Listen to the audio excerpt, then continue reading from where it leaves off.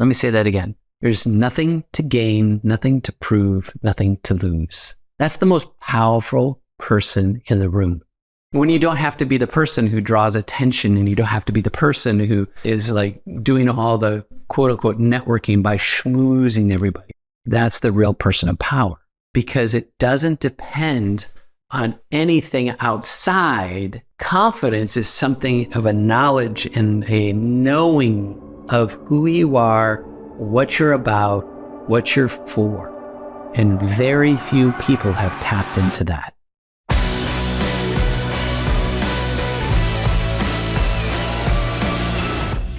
Welcome to Evolve Leadership, the arena where high-achieving leaders are challenged to redefine their limits. My name is Angus Nelson. I grew up in the United States and I now live in Lisbon, Portugal. I'm an executive coach and I've spent my career advising and training leaders from startups to Fortune 500 companies. And here's what I've learned. An old, ineffective leadership framework will always keep you on a hamster wheel, consumed with work-life balance, burnout, and stress. Here on the show, each week we'll help you rethink the path to achievement. We'll help you discover new principles, new philosophies to the modern leader. Look, the world is relentlessly changing, demanding a new era of leaders. It's time to redefine your limits. So enter the arena, my friend. It's time to evolve.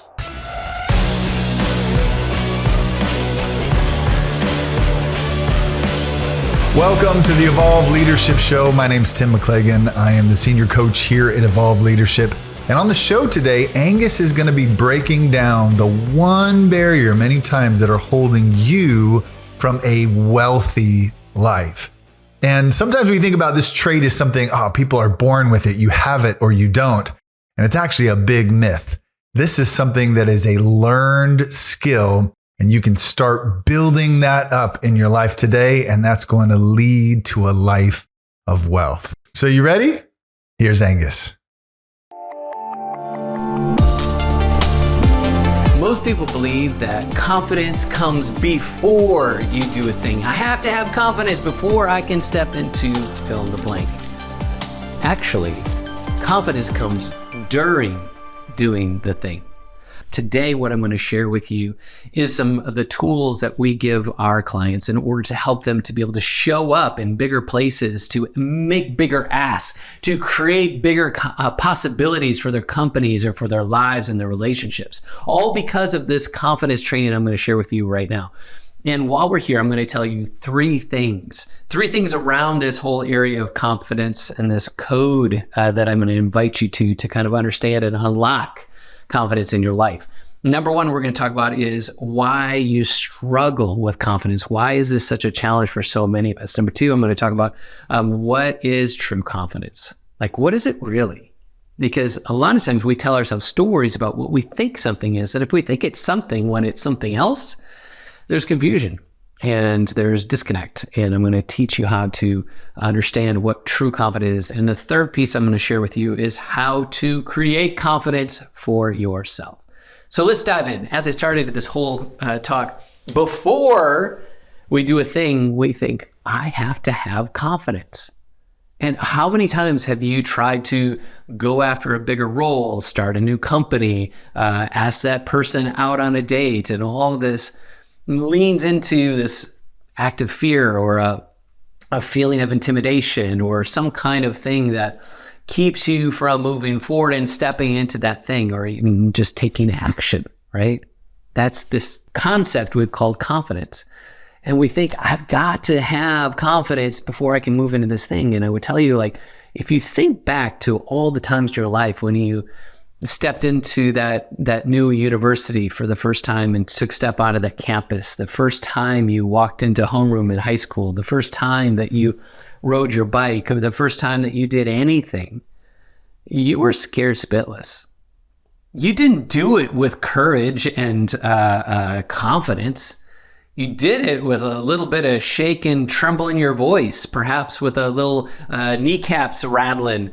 As you walked out on that diving board for the first time and looked down at that height to see the big pool down below, like that high dive looks super intimidating. You're standing up going, oh my God, all your friends are down below, like, come on, jump, you can do it. And your head says yes, and your knees say no. And for some of us, our knees said, hell no. But the first time you took a jump off of that high dive, you hit the water and you came out and you're like, oh my God, this is amazing. And you ran right back up that ladder and did it again and again and again. Because your confidence came in the act of doing the thing. How is it that we've forgotten that? How is it that now in our adulthood, in our operations of our company, have we forgotten the fact that stepping into the thing, taking action, is actually where the confidence comes from? So I want to dissect this a little bit so we can kind of put these pieces together. Again, the first piece of this is, why are you struggling with confidence? And many times the way that we define confidence, we think that once we attain a thing, then we're going to have confidence. So I want to show you, the first thing is money. Like, man, when I make that much money, when I get to that income level, when I, win the lottery or get that job or get that round of funding, like whatever that dollar sign is to you, you think once I have that money, then I will feel confident. For others, it's fame. It's like when I'm the star, when I get that attention, when I'm that particular role, or I get that corner office, I get that title, like whatever that star power is to you, that's the thing that you think you'll have confidence after you attain. For others, it might be, status. You think I get to the status symbol of I have this size house, or I get that partner, or I have these kids, a beautiful family. I live in this part of town. I am a part of these kinds of clubs. I am seen in these kinds of places. Then I'll be confident, right? Maybe I wear these kinds of clothes. Then I'll be confident, right? Well, you know better than that. It's almost a rhetorical question. You already know the answer to some of these. None of that equals confidence. None of it. And I can tell you fact. I've worked with multi-million-dollar businesses, owners of these companies, people whose personal net worth are 10, 20, 40, $100 million. The money didn't give them confidence. And if anything, I would say sometimes it makes them even more challenged by their confidence, because they think, like, if I do this thing, what if I lose it? If they have success, like some of my creative friends, people I've worked with from, some kind of celebrity status, they have a great record, they have a great movie, they put out a great show, and the pressure mounts because will the next one be as good? And the confidence gets challenged. So it doesn't come from the fame, it doesn't come from the money, it doesn't come from the status. Where does it come from? We're going to get to that in just a moment. But if you notice that these do not, if you understand that these things do not create confidence, you're going to start to change the way you think about what confidence is and why you're actually struggling. Why are you putting yourself through some of this challenge, some of this struggle, some of this pain? Well, I want to take you into this aspect right here, where we think things outside of us are going to give us what we're seeking. If we think that fame, if we think that money, if we think that accolades and attention, attaboys, cheerleading, all those things, we think that that is going to give us confidence, then everything that we do is an external state hoping to meet an internal need, right? So that means I'm in a place of lack. I'm a place of scarcity because I don't have the thing I'm looking for, and I'm dependent upon the things around me. That's how you become a people pleaser, where you need other people to tell you how valuable you are. You need other people to cheer you on. You need other people to feed into giving you the confidence. And that concept right there is dangerous. We will deal with criticism, confusion, and comparison all the time. Let me unpack that for you. This first one is criticism. Is if you are dependent on an exterior elements of things to inform you of how great, how worthy, how deserving you are, well, then every little thing that is just slightly criticizing will cause you to deflate, will lose your momentum, lose your confidence, right? And when you are in the belief that others can potentially criticize you, you'll go to these states where you need to be a perfectionist and it's got to be just right, and you'll get in your own way in these constructs. Furthermore, you'll become hypercritical of yourself as well. So now all of this criticism is chipping away at your sense of self, chipping away at your confidence. Second piece in this is confusion. Confusion being, if you are confused about the direction you're going, if you're confused about the clarity of how to get there, of the clarity of knowing that this is what has to be, if you don't understand yourself in this construct, in this thing I'm showing you, if you don't understand any of that, you stay in confusion, you'll never get confidence. Because it's difficult to be confident when you're confused, which is different than uncertainty or ambiguity, because you can be confident in uncertainty, you can be confident in ambiguity, but you cannot be confident in confusion. The last piece of this is comparison. If you're looking to the outside for all your validation, then you will constantly compare yourself to be like this person, like that person, like this company, like that company, and you'll never be like any of them. Now you really screwed the pooch. You have put yourself up, set yourself up for disaster, because you'll never get confidence when this is the storyline to how confidence comes. You'll constantly be in this state where you are in lack, in deficit, never enough. And as such, you're always going to study or struggle with imposter syndrome. You're going to struggle with decision making. You're going to struggle with elements of self-doubt. And when resistance comes up, you won't have the resiliency to come up against it, to fight through it, to punch through any of those walls or those limitations, because you don't have confidence in your abilities or capacities. You've chewed yourself up amongst an external need for this internal desire of confidence. This criticism, this confusion, and this level of comparison chips you away every time. So let me tell you a quick story before I go into the other side, how I discovered this. I grew up in Wisconsin. Hey, say you be there. Hey, if you're up there in the Northwood, don't you know? So Midwest nice. This is something that we're commonly accused of or complimented for sometimes. If you grew up in Ohio, if you grew up in Illinois, if you grew up in Iowa, Kansas, Nebraska, you know what I'm about to say as I describe this. Even North Dakota, South Dakota, Minnesota, all those different areas, we have traditionally and stereotypically been hardworking, and we want to serve and we want to do the right things for people.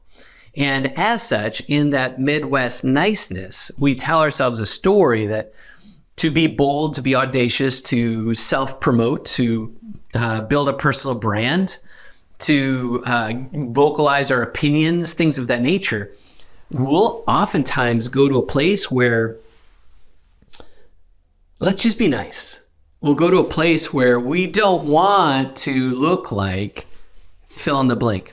Narcissist, cocky, arrogant, jackass, a-hole, all the different things. We think that someone who is confident is a jerk. We think that someone who's confident is oh, who do you think you are? And we struggle to put ourselves out there because we just want to be nice. We don't really want to rock the boat. That was the story that was in my head. That's what caused me to have a lot of struggles and challenges with the thought of being confident to do even some of the things I do today. And when we think of, that area of extreme confidence where there's narcissism, when there's an element of braggadociousness, power, control, ego, whatever, that's actually not confidence. Like that narcissism is this overcompensation, not confidence. It's compensation. Very, very different. And yet in our world, when we see someone who puts up that, like, I'm going to call it peacocking, and some of our politicians do it, and some other corporates and some other business, like all these different areas where we see people get really like, oh, they flub up their feathers and they get raw, they get really loud, they get really dominant in the room. And we oftentimes misconstrue that. We mislabel that to say, that person's super confident. No, actually, they're overcompensating. And many times that act and that braggadocious or that big personality is the thing that we think confidence is. And we think if I'm confident, I might become that. And so we shy away from it, right? And we'll play small and we'll dim our light, particularly if you're Midwest nice. Now, I had one of my clients, he's from the Chicago area. And when we first started working together, he had been at 3 companies, I believe it was, where he had brought in his expertise and his swagger in the context of being really good at what he does. But he always played small. And for various reasons. One, his age. He didn't want his youth to be judged or criticized because he didn't want to come in and like be the know-it-all. Second of all, the color of his skin. He's a person of color, and that was a challenge to him growing up in the environment that he grew up. He didn't want to be able to make that one more challenge or knock against him in any role that he had. And yet, these 3 companies he was at, he got fired from all 3 companies because he would come in, he would do excellent work, and then his manager would feel threatened because of his excellence, his results, his success. And he didn't know how to manage that. And it bit him in the butt and he got fired. And so when he finally came to work with me, he's like, I don't know this next job. Maybe I'm just going to get fired again. I told him, what if you're not employable? What if you're not the kind of person that should be working for other people? What if you're the kind of person who perhaps could be an entrepreneur or an intrapreneur? Like you're the kind of person that brings the kind of disruption. You're the kind of person who brings that kind of level of excellence and expectations into a company where you can either consult. And what happened was something shifted in how he saw himself and his level of confidence. And we're going to talk about how this unpacks in just a moment. But he stepped into, I'm going to do my thing from now on. And since then, he's gone on to write a book. He's got a award-winning podcast that's on the HubSpot network. He also was the head MC on the inbound stage for HubSpot. And he's been able to create a whole different level of impact in the world as his confidence came because he finally gave himself permission to step out of his Midwest niceness. He gave himself permission not to let his age threaten his potential. He gave himself permission to not let the color of his skin get in his way. And he stepped into confidence knowing who he is and showing up as his full self. Like that's one story of many I can share with you. But now I want to help you understand the same thing.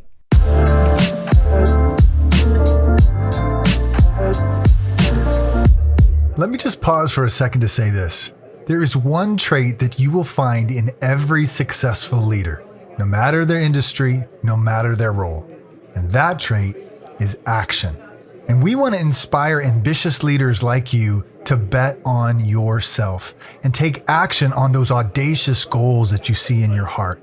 That's why we created our 90-day accelerator. It's a results-driven, battle-tested framework designed specifically for high-performing leaders like you to get unstuck and propel you towards your goals. And in just 90 days, you won't even recognize the person you used to be. To be a part of this elite community, go to evolveleadership.org. Now, back to the show.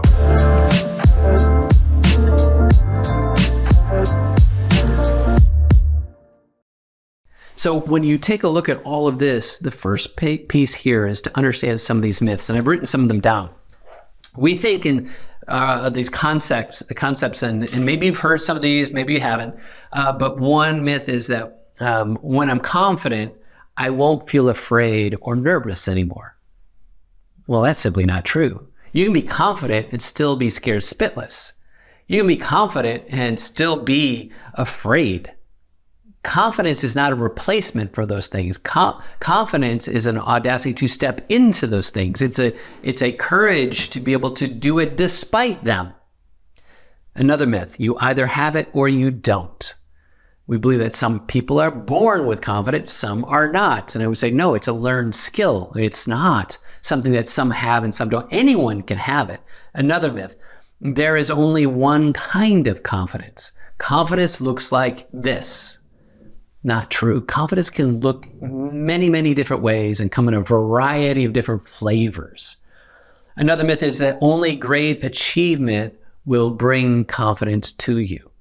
And as we've already stated, that does not bring confidence. It never will. I must be perfect before I can be confident.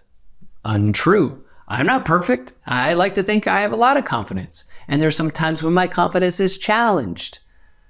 But at no point in time am I perfect. Am I got it all together? And lastly, another one is too much confidence and I'll become the asshole or the bitch, right? And this is what we were talking about before, is we think we're going to go from Midwest nice to narcissistic son bitch. And it's not true. That is compensation. That is not confidence. And so when we unpack this and look at the truths of all these things, we start to get clear that maybe the way that I've looked at confidence is not the way that it actually is. And this is a truth for so many of us.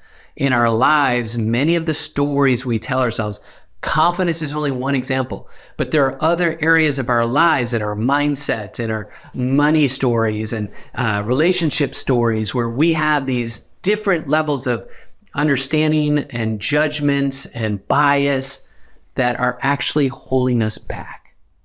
And in our programs, that's some of the stuff that we unlock for all of our leaders, is to help them get clarity or self-awareness and emotional intelligence, to have that objectivity to see themselves, their impact and their influence in more powerful ways. If you want more information, I'll tell you some more about that in just a moment. But first, I want to bring you down to this piece right here. I call it the nothingness. In the nothingness is true power. In the nothingness is nothing to gain, nothing to prove, nothing to lose. Let me say that again. There's nothing to gain, nothing to prove, nothing to lose. That's the most powerful person in the room. When you get to a state where you don't have to be that pompous, that loud, that dominating person in the room, you're actually powerful. You're actually confident. When you don't have to be the person who draws attention, and you don't have to be the person who is like doing all the quote unquote networking by schmoozing everybody. That's the real person of power. And in the nothingness is confidence, because it doesn't depend on anything outside. It actually comes from you. Confidence is something of a knowledge and a knowing of who you are, what you're about, what you're for. And very few people have tapped into that. That's the work that we do.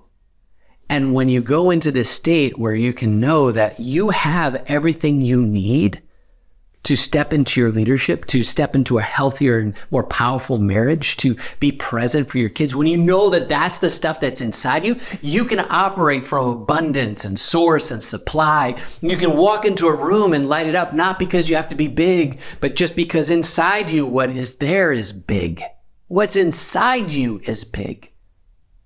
Right? And there's three parts to that puzzle, that triad, if you will, that actually helps connect who you are and how you show up. The first one is self-compassion. Compassion for yourself helps you have compassion for others. not being so hard and critical, not being high on your expectations and demands of you, not being hypercritical of yourself, but being forgiving and giving yourself grace and giving yourself patience. Then you're not operating out of these outside expectations. You're not a people pleaser, and you can tell things the way you really want to say things. You can be honest and just say your truth and not care what other people's response is. Not to be a jerk, not to, to make people feel small. I'm not talking about that. I'm saying you say your truth and the fact that you're actually giving your real opinion authentically to the people that are in the room. Second of all is you have clarity. It's clarity of who I am, what I'm here to do, and where I'm going. That kind of clarity gives you confidence. That lets you know that even in the uncertainty, even the ambiguity, you're not dependent on that external state because your internal state drives you. And just like in the past, you learn how to figure things out. You learn how to ride that bike. You learn how to walk that campus. You learn how to make new friends and how to handle being on that college campus. All those different pieces were things you stepped into scared spitless, but then you walked into that action of doing and you became confident because you asserted yourself into the circumstance. On a bigger level, how much more effective, how much more powerful could you be if you were comfortable in your own skin? Having clarity of who you are, what you're here to do, and where you're headed. And the third piece here is competence. Now, we think the learning, the understanding, the studying, the more knowledge I get, the more confidence I'll have. And sometimes I would say that leads to paralysis of analysis. You dissect something too much, and then you actually lose your confidence. And the competence I'm talking about is taking a look at everything that you've already done and taking the lessons of that, say, even if you failed, even if you have a mistake, even if you have a misstep, all those things have been teaching you and giving you a new framework of seeing the world. They've given you wisdom and insight. They've given you empathy for those around you. They've helped you when you won, helped you when you lost. All of that thing is the wholeness of who you are. And you can have absolute ownership, total, complete ownership of your story. The good and the bad and the ugly. And from that has the competence that I've figured out things before, I'm going to figure this out too. The competence that I knew that, hey man, if I could be a leader in that situation, I can just transfer those skills and be a leader in this organization. If I did it there, I can do it here. If I was successful in that thing, I can be successful here. If I failed in that thing, that doesn't make me a failure. It means I learned mistakes that I'm not going to make again. This compassion for yourself, this clarity of knowing who you are, and this level of competence to know what you're capable, that gives you confidence. And again, the confidence that not that the situation before you is oh, this is going to be amazing. This will be easy. It could still be scary. It can still be hard, but it doesn't keep you from doing it. I moved to Portugal and I had to uproot my relationships. I moved my business. I had to let go of my house, all my friends, had to let go of all the familiarity, all the sequence of things I'd grown accustomed to. This is the grocery store I go to. This is the place I get my mail. This is where I work out at the gym. All those different things that were so comfortable, I had to let go. My whole family did. And we moved to a completely different country with different language, different customs, different ways of doing life. And it was scary as hell. And there's still days where it's man, this is hard. And I can't imagine not ever doing this. I didn't have the full-blown knowledge of how this thing was going to play out. And there's been all sorts of unknown variables that have come into play. And yet the confidence came every step that we took forward. We got more confidence in what we're doing, and we were doing the right thing because we knew this was right for our family. Because I had self-compassion and gave myself grace, because I had clarity on who we are, what we're about, what we're here to do, and because I had confidence hey, I've moved to other places in the States, I've moved to different cities, different states. Some of those places are very different too. Still spoke the same language, mostly. This was very different. But I had the competence to know that I could recreate a network of friends, recreate all those different things. Which leads me down to this. How do we build confidence? What are some of the ways that we can build it? First of all, celebrate. Celebrate yourself. Celebrate your wins. Celebrate the things that you've done. Those are the things that we forget to do. We forget to celebrate ourselves. We forget to understand that we've been through some things. We've understood a lot of things. We've seen a lot of this and that. Celebrate that. Number 2 here is reflection. This is a mirror, like reflect on who you are, what you're about, what do you want? Like, get that self-awareness that pays attention. Like, what am I really doing? One of the things that I ask all my clients, I call it the Spice Girl principle. Tell me what you want, what you really, really want, right? That's going to help you get clarity. Like, what is it? Reflect on that. Like, what am I actually doing? Is this company I'm building, is this really the kind of company? Is this the kind of culture I want to have for my company? Is it the way I want to lead? Is this the thing I want to be remembered for? Is it the way I want to make people feel when they're in my presence? Like, reflect on that. This one, curiosity. It's a question mark. Get curious about life. Get curious about the challenges, the situations you're facing. Get curious about everything that's around you. You don't have to have it figured out. When you step in these challenges and you step into all these difficulties, get curious. Like, what am I going to learn in all of this? What's on the other side of this? Like, who am I going to get to meet in the midst of this? What are the opportunities in all of this? That will give you confidence. This one, be happy. Find things that make you happy. Go to different environments. Go for a walk. Get us in the sauna. Take a cold plunge. Swim in the pool. Go have a cup of coffee and do some people watching. Go watch the sunset. Sit on the beach. Find things that make you happy. There's an interesting concept about happiness giving you confidence. When you're happy, people like to be around you. When you're happy, people want to help you. When you're happy, people think it's a great environment and energy.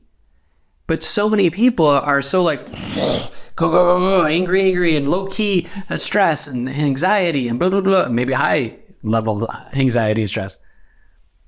That doesn't breed confidence. But if you're happy, if you're at peace, if you're fulfilled, satisfied, then confidence comes not only in you, but also in those around you. This one, mindfulness. So when you get mindful, for me, I started learning about meditation. I'm not great at it yet. I'm still learning. Don't expect me to sit for 2 or 3 hours on a stone somewhere on some big rock and I'll fall asleep. I legit will fall asleep. Like, I'm not there to like hang out just quite yet, but I'm getting better at how I get into meditation. I've also learned about EFT called tapping. I've learned about breathing exercises. I've learned about cold plunges, saunas, like all these different things that go into these environments where they can get you present, right? So many times our minds are overactive.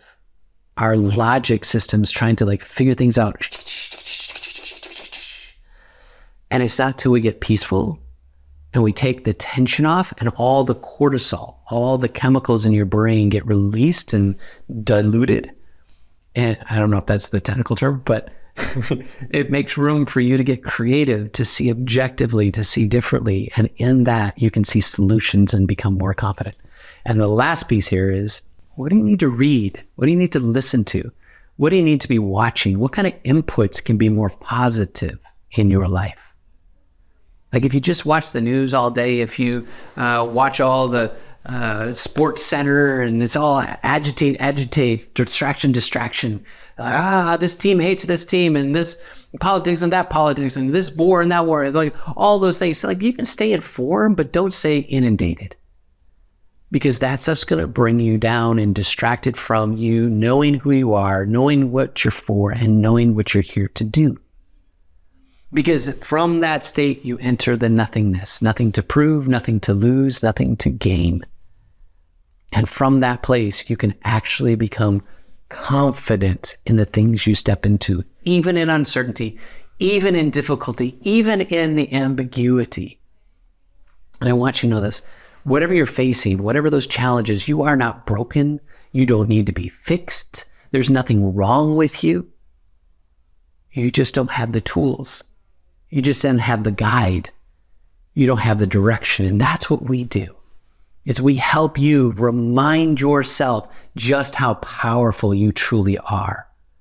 We help you tap into that inner core self so that you're operating from this place that you are here with generosity, abundance, overflow, source and supply, expansion. Because everything you need is already inside you, and we help you bring that out. At the end of the day, confidence is a choice. You either choose to be confident or you don't. And you either have the tools and the capacity and the perspective, the compassion, the clarity, and the competence to step into that role of confidence.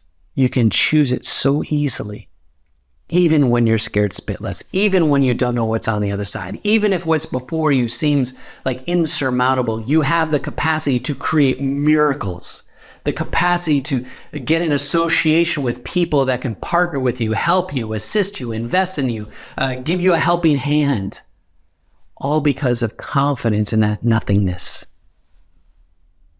This is what it's really all about. So I promised you three things. I promised you that you would know why you struggle with not having the confidence you want. I told you that you would know what true confidence is, and we've defined that for you here. And thirdly, we said that we would teach you how to create confidence. There's more to this. Obviously, confidence is a practice. I'm writing a book on all this, and I show people how to do this. In our program, we show people how to do this because it becomes a practice, and that confidence gets better and better and better, more refined, more concrete, because the more you get to know yourself, the more you can operate from this place of abundant source and supply, right?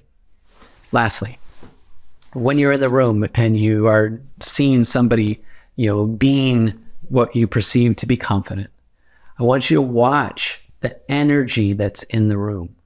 Is that person coming into that room to impose, right? Are they coming in like, or is there a sense and an energy about them to invite? When you are in that state of confidence, there's an energy about you in that nothingness that invites people into what you're doing. That's what opens doors. That's what makes things easier. It kind of greases the skids, if you will. Good Midwestern term. And those are the things that make life sweeter, easier, kinder, richer. And you deserve that. As we wrap up another episode of Evolve Leadership, thank you so much for taking time to invest in you. If there's to be any sustainable growth in your company or even in your relationships, you must grow first. And it's what I love to do for leaders, to help them grow, to challenge their thinking, sharpen self-awareness, to instill an unshakable confidence, and ultimately upgrade their sense of self. And we do this through our proprietary method called Agile EQ Plus, where we're leveraging agile leadership and emotional intelligence. We provide our signature training for individuals, and for businesses, we've designed a unique curriculum for company-wide learning and development. If you'd like to learn more about our training or to schedule a call, you can simply go to evolveleadership.org. And until next time, stay driven, keep climbing, and never stop evolving.